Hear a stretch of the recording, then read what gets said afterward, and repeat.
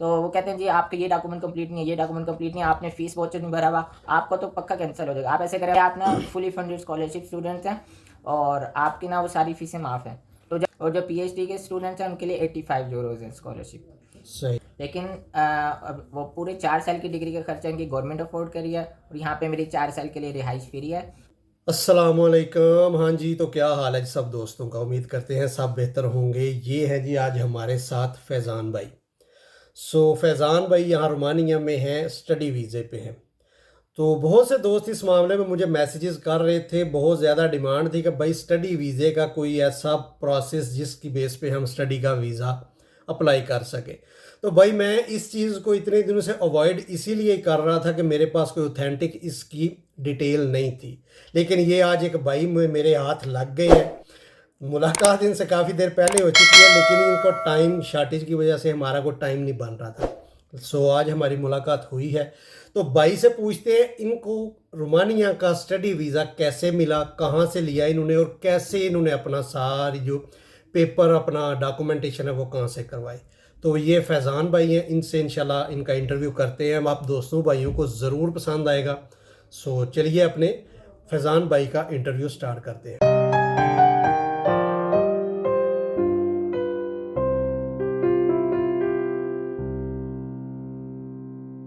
जी फैज़ान भाई, अस्सलाम वालेकुम। वालेकुम अस्सलाम। फैज़ान भाई आप अपना थोड़ा इंट्रोडक्शन। मेरा नाम फैज़ान है और मैं लोधरा से ताल्लुक़ रखता हूँ और मैं यहाँ पर रोमानिया में स्कॉलरशिप पर आया हूँ, फुली फंडेड स्कॉलरशिप जो रोमानियन गवर्नमेंट के हैं।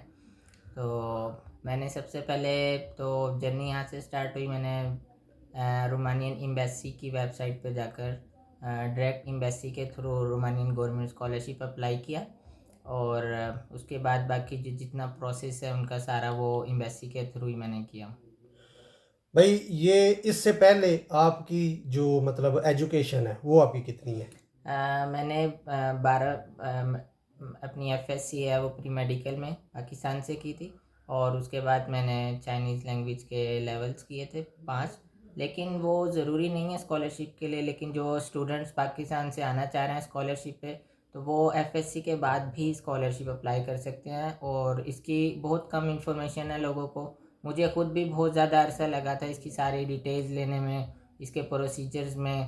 तो फिर मैंने मतलब सारी डिटेल्स खुद ही कलेक्ट की अकेले और उसके बाद फिर मैंने अप्लाई किया एम्बेसी के थ्रू। तो असल जो बेसिक जो स्कॉलरशिप की रिक्वायरमेंट है वो आपकी है एफएससी, और एफएससी में आपके 60% या 60% से अबव मार्क्स होने चाहिए स्कॉलरशिप अगर आपने लेना है तो चाइनीज़ मतलब आपकी जो डिग्री किस डिग्री की बेस पे आपका जो है ना आपकी यहाँ पर हुई वो क्या स्कॉलरशिप। सिलेक्शन आपकी हुई? जी जी। तो एक्चुअल में जब मैंने स्कॉलरशिप अप्लाई किया तो वो उनकी जो बेसिक डिमांड थी वो ये थी कि आपके ना एफएससी में ना 60% या इससे ऊपर मार्क्स हों। तो खैर मेरे मतलब ऑलमोस्ट 84-85% एफएससी में मार्क्स थे और उसके अलावा मैंने ना चाइनीज़ लैंग्वेज के लेवल्स भी किए हुए थे, वो एक्स्ट्रा पॉइंट था मेरा। तो उसके बाद फिर जब मैंने एम्बेसी के थ्रू डॉक्यूमेंट्स अप्लाई किए, अपने एम्बेसी को अपने डॉक्यूमेंट्स भेजे, तो एम्बेसी ने मुझे कहा कि हम आपके डॉक्यूमेंट्स भेजेंगे रोमानियन एजुकेशन सिस्टम में। तो वो रोमानियन एजुकेशन जो इनका जो पूरा सिस्टम है, इनकी कमेटी वहाँ से स्कॉलरशिप आपका एक्सेप्ट होगा। अगर वो एक्सेप्ट करती है तो वो रिकमेंडेशन लेटर हमारे पास एम्बेसी आएगा। फिर एम्बेसी हम मतलब हमें स्कॉलरशिप मतलब रिकमेंडेशन लेटर भेजती है। तो उन्होंने फिर मेरा स्कॉलरशिप जब एक्सेप्ट हुआ तो रोमानियन एम्बेसी ने मुझे वो भेजा रिकमेंडेशन लेटर। तो वो कहते हैं आपका स्कॉलरशिप एक्सेप्ट हो गया, बाकी प्रोसीजर जो है ना आपके तो वो आप कंप्लीट करें। और इसके लिए किसी एजेंट की कोई ज़रूरत नहीं है, किसी को पैसे देने की। बहुत सारे एजेंटों ने मतलब वो मतलब जो स्कॉलरशिप पे बच्चे आना चाहते हैं उनके लिए बता रहा हूँ, और जो प्राइवेट आना चाह रहे हैं उसके लिए मैं आपको प्रोसीजर बता देता हूँ। किसी को पैसे देने की कोई ज़रूरत नहीं है। आप मतलब जो सबसे पहले स्कॉलरशिप का बता देता हूँ, ठीक है। तो जब मतलब मैंने स्कॉलरशिप एम्बेसी के थ्रू अप्लाई किया तो उन्होंने उनका कोई थोड़ा सा प्रोसीजर होता है। आपका नाम अपने सारे डॉक्यूमेंट्स हैं जो स्कॉलरशिप अप्लाई करें। सबसे पहले अपने डॉक्यूमेंट्स मैट्रिक और एफएससी के उनको आप मतलब अपने बोर्ड से अटेस्ट करवाएं। उसके बाद आईबीसीसी से अटेस्ट करवाएं। उसके बाद ministry of foreign affairs MOFA से अटेस्ट करवाएं। जब आप मोफा से अटेस्ट करवा लेंगे तो आप जिस भी कंट्री में स्कॉलरशिप के लिए अप्लाई करेंगे तो आपके लिए 99% चांसेस है आपको स्कॉलरशिप मिल जाएगा। तो उनकी मेन रिक्वायरमेंट यही होती है कि आपके डॉक्यूमेंट्स अटेस्टेड हों, मतलब वो टेस्टेड का मकसद है कि आपकी हर चीज़ जेन्युइन हो, ओरिजिनल जी। ओरिजिनलिटी की मतलब वो जी वहाँ पर एक शर्त आ जाए। हाँ जी। अच्छा, आपकी जो स्कॉलरशिप आपको मिली है उसकी मतलब कि आपने पाकिस्तान में कितना एक्सपेंस दिया, कितना खर्चा हुआ, और अभी आप मंथली यहाँ पर आपको आपका अपना खर्चा कितना है, या गवर्नमेंट रोमानियन गवर्नमेंट आपको क्या जी प्रोवाइड कर रही है? तो ये जो मेरा स्कॉलरशिप था इसकी सारी डिटेल्स ये हैं कि ये फुली फंडेड स्कॉलरशिप होता है। इसमें अभी इन्होंने मुझे रोमानियन गवर्नमेंट ने 4 साल की पूरी डिग्री है बैचलर्स की, उसके लिए स्कॉलरशिप दी है। और मेरी जो स्पेशलाइजेशन है वो है bachelors in applied modern languages and specialization in translation and interpretation. और मैंने उसमें 2 लैंग्वेजेस चूज़ की हैं, इंग्लिश और जर्मन। लेकिन अब वो पूरे 4 साल की डिग्री का खर्चा इनकी गवर्नमेंट अफोर्ड करी है, और यहाँ पे मेरी 4 साल के लिए रिहाइश फ्री है। और हर महीने रोमानियन गवर्नमेंट मुझे 65 यूरो स्कॉलरशिप देती है। 65 यूरोस पॉकेट मनी आपको मिलती है, पॉकेट मनी मिलती है। वो और आपका ये मतलब सेल्फ एक्सपेंस है जी वो। जी ये बैचलर के लिए है। और जो मास्टर के स्टूडेंट हैं उनके लिए 75 यूरोज़ हैं, और जो पीएचडी के स्टूडेंट्स हैं उनके लिए 85 यूरोज़ हैं स्कॉलरशिप।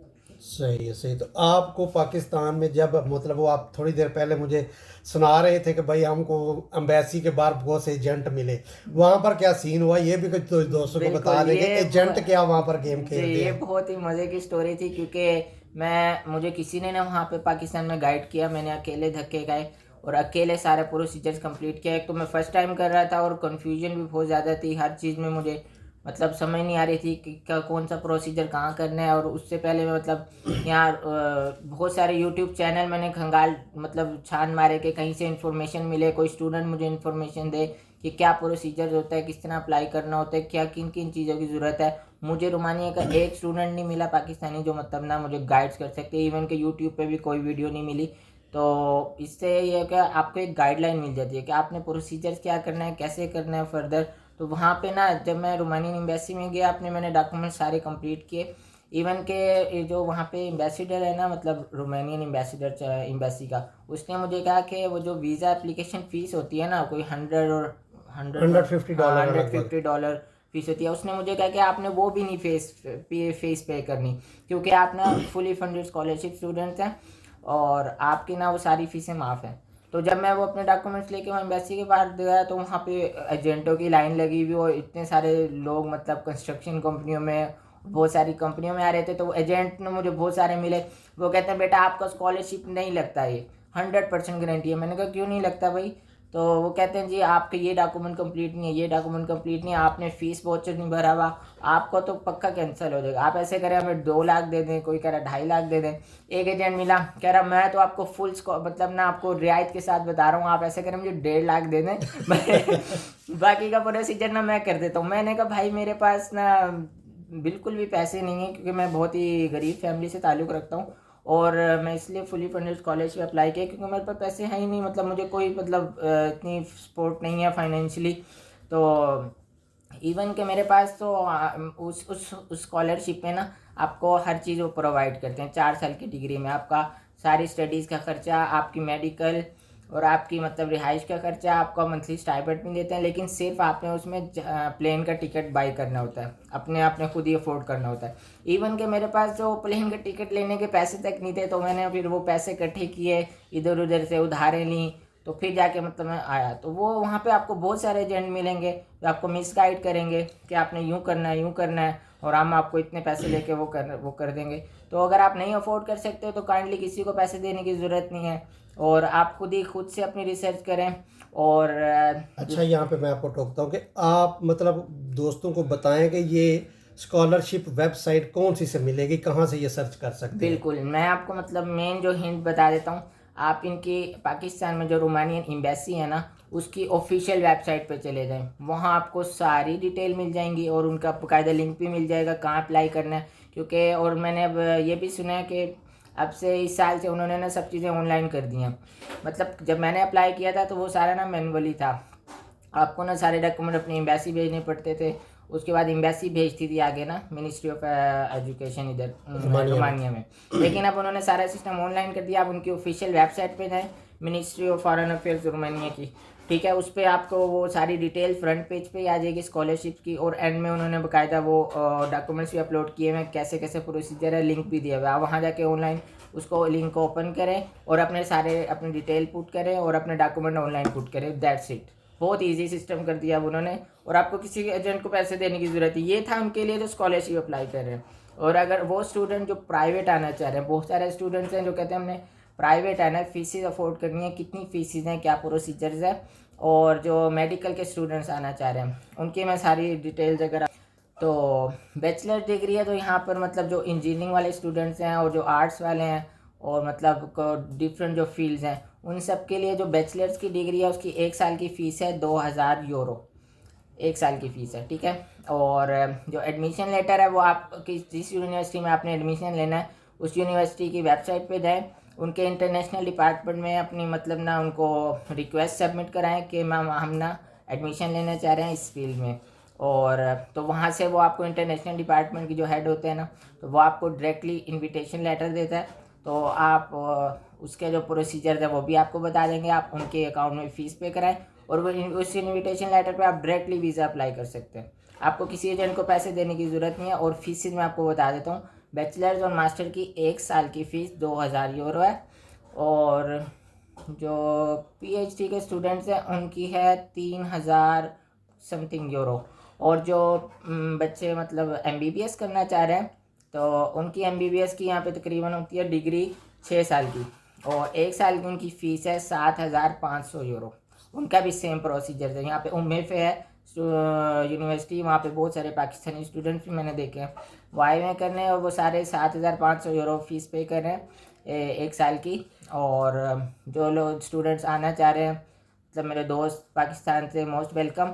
और मैं आपको जो सबसे मेन हिंट बताता हूँ इनविटेशन लेटर लेने का, आप उनकी ऑफिशियल वेबसाइट पे जाएं यूनिवर्सिटी की, और उनके इंटरनेशनल डिपार्टमेंट जो है ना उसको ओपन करें वेबसाइट को, और उनको रिक्वेस्ट सबमिट करा दें ईमेल के थ्रू, तो वो आपको इनविटेशन लेटर दे देते हैं इजीली।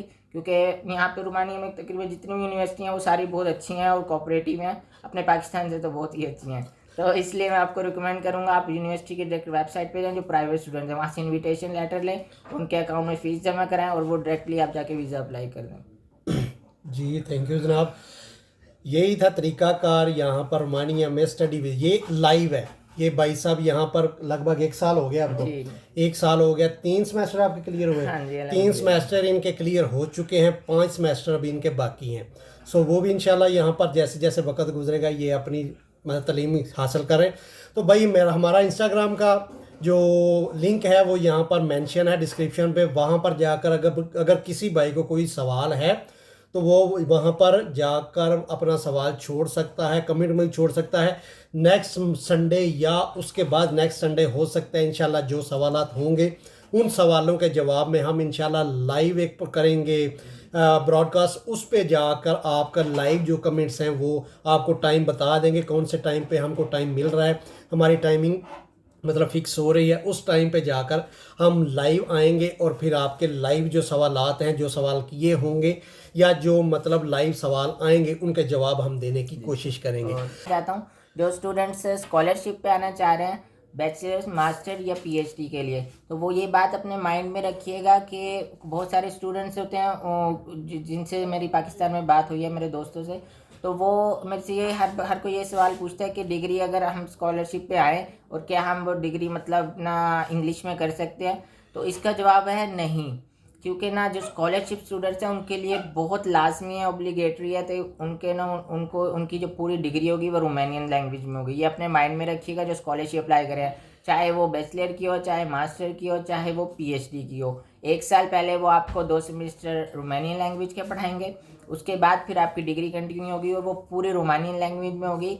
और रोमानियन लैंग्वेज इतनी मुश्किल भी नहीं है, बहुत मज़े किया मैंने, तो बहुत इन्जॉय किया मतलब 2 सेमेस्टर, और अल्हम्दुलिल्लाह मेरे 100% मार्क्स हैं दोनों सेमेस्टरों में। तो अब मेरा मतलब असल डिग्री अब स्टार्ट हुई है 3 साल की बैचलर्स डिग्री, तो अल्हम्दुलिल्लाह मेरा 3rd सेमेस्टर भी पास हो गया। तो मतलब बैचलर्स का 1st सेमेस्टर और ओवरऑल मेरा 3rd सेमेस्टर, और मेरे जस्ट 5 सेमेस्टर रहते हैं, तो इंशाल्लाह वो भी टाइम टू टाइम पास हो जाएंगे। तो लेकिन वो माइंड में रखिएगा स्कॉलरशिप स्टूडेंट उनकी पूरी डिग्री रोमानियन लैंग्वेज में होगी। अगर वो इस मतलब इस फेस को मतलब करने के लिए तैयार है, एग्री हैं, तो ठीक है। अगर नहीं, अगर आपने इंग्लिश में करनी है, माइंड बनाया हुआ है, तो आपको फ़ीस पे करनी पड़ेगी। तो और वो 2000 फीस मैंने आपको बता दिया बैचलर और मास्टर की, और 3000 वो। अगर मज़ीद किसी के कोई सवाल आते हैं तो आप काइंडली मतलब यहाँ कमेंट में लिख दीजिएगा। जी तो इंशाल्लाह। नेक्स्ट टाइम इंशाल्लाह हमारी जब मुलाकात होगी यासिन भाई से, तो हम लाइव आकर आपके सवालों के जवाब दे देंगे। जी तो यही मतलब तरीकाकार है यहाँ पर रोमानिया में स्टडी वीज़े पर आने का। सो अगर किसी भाई के कुछ कमेंट्स हैं, कुछ मतलब डाउट्स हैं, वो अपने इंस्टाग्राम पे कुछ मैसेज छोड़ सकते हैं यहाँ कमेंट्स में। सो हम नेक्स्ट टाइम जब इंशाल्लाह नेक्स्ट संडे, या हो सकता है उससे नेक्स्ट संडे जब हम लाइव आएंगे, तो फिर आपके लाइव सवालों के जवाब देंगे। सो यही आज का वीडियो था। इंशाल्लाह जो भी कमेंट है वो कमेंट करें, इंशाल्लाह नेक्स्ट वीडियो में हम आपके जो डाउट्स हैं वो क्लियर करेंगे फैज़ान भाई के साथ इंशाल्लाह नेक्स्ट मुलाकात में। सो यही वीडियो थी। इंशाल्लाह मिलते हैं जी किसी नई वीडियो में, तब तक अपनी दुआ में याद रखिए। अल्लाह हाफिज़। अल्लाह हाफिज़। लारे वे दे रहे